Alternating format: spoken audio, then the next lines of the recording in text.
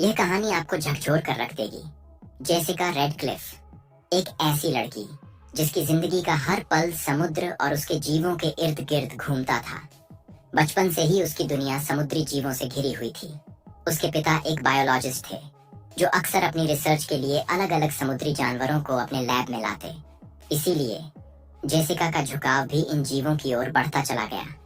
खासकर विशाल और खूबसूरत समुद्री जीवों के प्रति उसका प्यार किसी जुनून से कम नहीं था।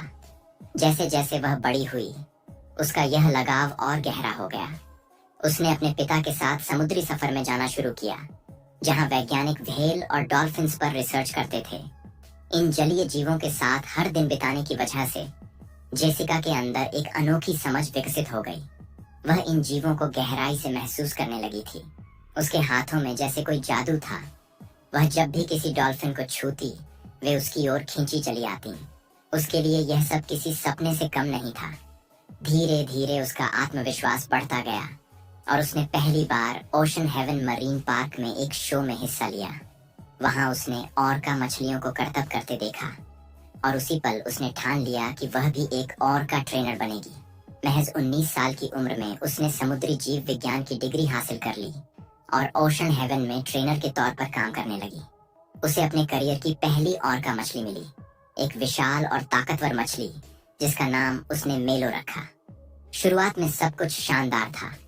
मेलो और जेसिका के बीच एक ऐसा रिश्ता बन गया जिसे देखकर सबको यही लगने लगा कि ये दोनों एक दूसरे को पूरी तरह समझते हैं।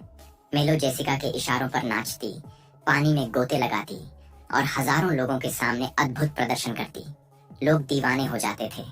तालियों की गड़गड़ाहट गूंज उठती। जेसिका का यह शो बाकी सभी शो से सबसे अलग और अनोखा बन चुका था। लेकिन फिर धीरे धीरे कुछ बदलने लगा। मेलो के व्यवहार में अजीब बदलाव आने लगे। कभी कभी वह बहुत गुस्सैल हो जाती तो कभी बिना वजह खाना छोड़ देती। कई बार उसने जेसिका के दिए गए इंस्ट्रक्शंस को भी नजरअंदाज करना शुरू कर दिया। जेसिका को यह बदलाव साफ नजर आ रहा था, लेकिन वह इसे नजरअंदाज करती रही। फिर एक दिन मेलो का गुस्सा इतना बढ़ गया कि उसने रात भर अपने सिर को टैंक की दीवारों पर मारना शुरू कर दिया। यह देखकर शो मैनेजमेंट चिंतित हो गया। आखिरकार यह फैसला लिया गया कि मेलो का एक आखिरी शो किया जाएगा और इस शो में सिर्फ जेसिका ही उसके साथ परफॉर्म करेगी। जिस दिन यह शो हुआ, स्टेडियम खचाखच भरा हुआ था। हर कोई इस ऐतिहासिक परफॉर्मेंस को देखने के लिए उत्साहित था। जेसिका के माता पिता भी वहां मौजूद थे, अपनी बेटी को दुनिया के सामने एक नया मुकाम हासिल करते देखने के लिए। मंच तैयार था और जैसे ही जेसिका ने मेलो के साथ अपना प्रदर्शन शुरू किया, तालियों की गूंज से पूरा स्टेडियम गूंज उठा।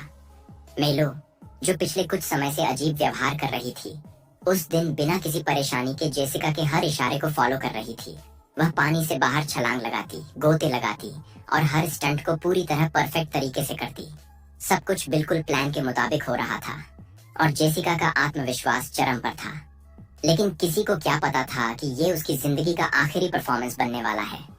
शो का आखिरी स्टंट था, वह स्टंट जिसे देखने के लिए हर कोई वहां आया था। जेसिका मेलो की पीठ पर बैठी और मछली उसे पूरे स्टेडियम में घुमाने लगी। लोग रोमांचित थे, तालियों की गूंज और तेज हो गई थी।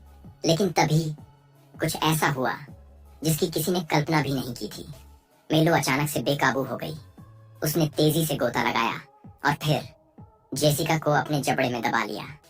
एक पल के लिए तो वहां बैठे लोगों को लगा कि शायद यह भी शो का ही हिस्सा है। लेकिन जैसे ही जेसिका की चीखें गूंजी, हर कोई सकते में आ गया। जेसिका के माता पिता यह सब अपनी आंखों से देख रहे थे, लेकिन उनके लिए यह किसी डरावने सपने से कम नहीं था। दर्शक घबराकर इधर उधर भागने लगे। शो मैनेजमेंट के लोग पानी में कूदे, लेकिन तब तक बहुत देर हो चुकी थी। जो शो कुछ पलों पहले एक ब्लॉकबस्टर था, वह अब एक दिल दहला देने वाली त्रासदी में बदल चुका था। समुद्र की दुनिया, जिसे जेसिका सबसे ज्यादा प्यार करती थी, वही दुनिया उसकी जान लेने वाली थी। दूसरी ओर ट्रेनर्स पूरी कोशिश कर रहे थे कि किसी तरह मेलो का ध्यान भटकाया जाए, लेकिन वो जैसे किसी दूसरी ही दुनिया में खोई हुई थी। पानी में अलग अलग चीजें फेंकी गईं, रस्सियां डाली गईं, यहाँ तक कि मछलियां भी डाली गईं ताकि वो जेसिका को छोड़ दे। लेकिन मेलो पर कोई असर नहीं हुआ। जब तक दो ट्रेनर्स पानी में उतरकर उसे बचाने की कोशिश करते, तब तक बहुत देर हो चुकी थी।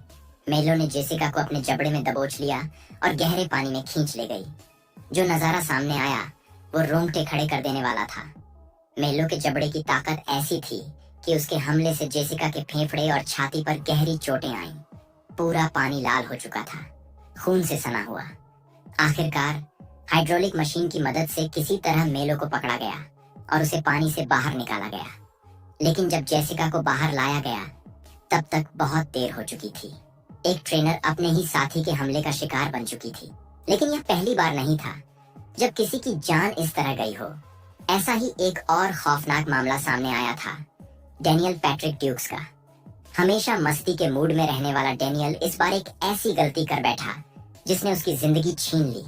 डेनियल नशे का आदी था और अक्सर अपनी हरकतों की वजह से मुसीबत में पड़ता रहता था। लेकिन इस बार उसने कुछ ऐसा किया जो किसी ने सोचा भी नहीं था। बिना टिकट खरीदे वह चोरी छिपे सी वर्ल्ड में दाखिल हो गया। वहां पहुंचकर वह आम लोगों की तरह एक सीट पर बैठ गया, लेकिन नशे में होने के कारण वहीं सो गया। शो खत्म होने के बाद जब सभी लोग चले गए तब उसकी नींद खुली।